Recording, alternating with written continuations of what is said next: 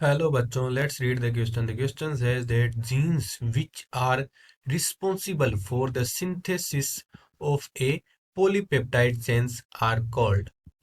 तो अब हमें पूछा गया है कि जो पॉलीपेप्टाइड चेन के निर्माण के लिए कौन सी जीन जो है वो रिस्पॉन्सिबल होती है। तो हम एक ओपेरॉन मॉडल लेते हैं। उसमें हम एग्जांपल यहाँ पर किसका लेंगे? लेक ओपेरॉन मॉडल का। लेक ओपेरॉन मॉडल के एग्जाम्पल के रूप में हम देखेंगे, जहां पर हम इसके जो है डीएनए सीक्वेंस की स्टार्ट करते हैं चित्र बनाते हुए। तो हम देखते हैं कि इसमें लेक एप्रोन के मॉडल है, उसमें कई साइट्स होती है, जिसकी शुरुआत कहाँ से होती है? रेगुलेटरी जीन से। फिर कौन सी जीन आती है? Promoter gene. फिर आती है ऑपरेटर जीन। फिर आगे कौन सी जीन्स आती है? वो आती है structural gene. Structural gene. Structural gene में यहाँ पर सबसे पहले सिस्ट्रॉन जेड, फिर सिस्ट्रॉन वाई और फिर सिस्ट्रॉन एल्फा। इस प्रकार से तीन स्ट्रक्चरल जीन जो है लेक ओपरन मॉडल में उपस्थित होती है। अब हम यहाँ पर देखते हैं कि रेगुलेटर जीन का काम क्या होता है। यह एक रिप्रेसर प्रोटीन बनाती है। Repressor protein. यह रिप्रेसर प्रोटीन जाकर के किससे बाइंड होती है? ऑपरेटर साइट से।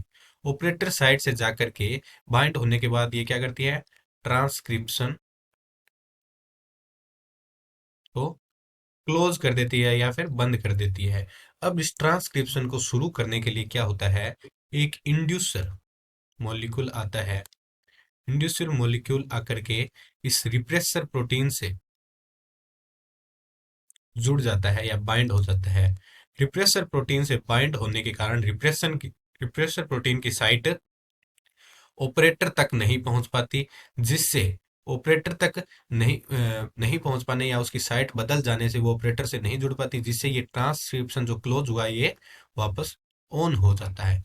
इस प्रकार ट्रांसक्रिप्शन ऑन होने के कारण ऑपरेटर प्रोटीन द्वारा एक एमआरएनए का निर्माण किया जाता है, जिससे ट्रांसक्रिप्शन के शुरू होने के कारण। तो इस एमआरएनए को हम इस प्रकार से दर्शा सकते हैं। इस प्रकार से ये एमआरएनए का निर्माण कर दिया गया। तो इसे हम क्या कह सकते हैं? MRNA from operator gene. MRNA of operator gene या फिर फ्रॉम कह सकते हैं जीन। अब इस एमआरएनए में ये जो स्ट्रक्चरल जीन होती है, इनके द्वारा अलग अलग जो है वो एंजाइम का निर्माण किया जाता है। सिस्ट्रोन जेड से किसका निर्माण किया जाता है? Beta galactosidase. बीटा ग्लेक्टोसाइडेज ये किससे होता है? सिस्ट्रोन जेड से। वहीं सिस्ट्रोन वाई के द्वारा जिस एंजाइम का निर्माण किया जाता है वो होता है बीटा ग्लेक्टोसाइड परमिएज। बीटा ग्लेक्टोसाइड परमिएज। परमिएज। इसी तरीके से सिस्ट्रोन या एल्फा से भी जो है एक एंजाइम का निर्माण होता है, वो होता है beta galactoside trans acetylase. Beta galactoside trans acetylase. इस प्रकार से अलग अलग एंजाइम का निर्माण होता है। तो इस प्रकार का जो एमआरएनए का निर्माण होता है उसे हम क्या कहते हैं?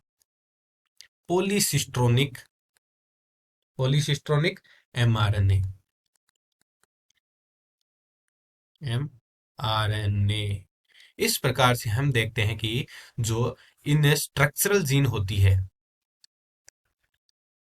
स्ट्रक्चरल जीन, इनमें एमआरएनए के निर्माण के द्वारा आगे किसका निर्माण किया जाता है?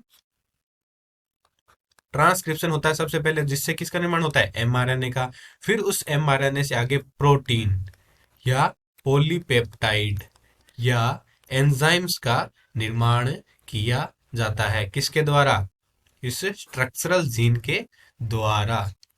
तो यही हमसे प्रश्न पूछा कि gene which are responsible for the synthesis of a polypeptide chain are called. तो हम देखते हैं कि वो होती है स्ट्रक्चरल जीन। ऑपरेटर क्या करता है? ट्रांसक्रिप्शन की शुरुआत करता है आरएनए पॉलीमरेज के द्वारा जुड़ करके। फिर आगे स्ट्रक्चरल जीन के द्वारा ये इस प्रकार से हम देख सकते हैं एमआरएनए से एंजाइम या प्रोटीन्स का निर्माण या पॉलीपेप्टाइड का निर्माण किया जाता है। ये सारी हो जाती है प्रक्रिया पॉलीपेप्टाइड से निर्माण की।